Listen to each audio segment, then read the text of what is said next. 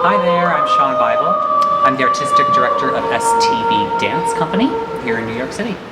The piece that I'm working on currently is called The Child That Likes the Word, and the title is cut off on purpose because any word could go after that. The child likes the word what? What is that word? It's left blank because the piece is about teaching children to learn and how kids actually learn how to speak and how kids learn mathematics, arithmetic, all those sorts of subjects, social sciences, history. How do we actually teach a child development, educational development?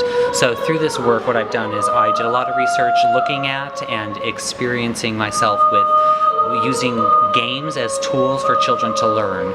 And what I did is I used those games, I sort of broke them down into smaller pieces, smaller units that we could apply to movement. And we paired the two together. So let's say we used a game of a duck, duck, goose, and that's a great game to teach children how to count.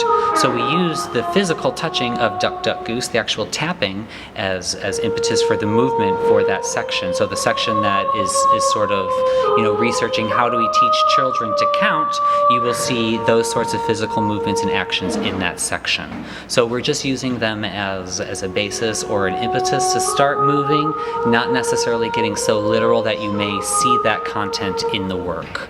A lot of my work stems from that sort of a background. I like to put pieces together like a puzzle. I don't come into the rehearsal process knowing exactly what's going to happen. I think that in my own work, the best movement comes out of allowing the dancers to speak as much as I speak in a rehearsal process. And in terms of speak, I mean physically speak to me as well as verbally speak. Dancers' bodies move differently than I can think, and I can't necessarily ask a body to do something it's not supposed to do, so I let the beauty of their movement come through as well. I do, however, like to challenge the dancers. I do a lot of work that is very physical, work that is incredibly ingrained in modern dance history. I come from a strong classical modern dance background like Graham, Cunningham, Taylor.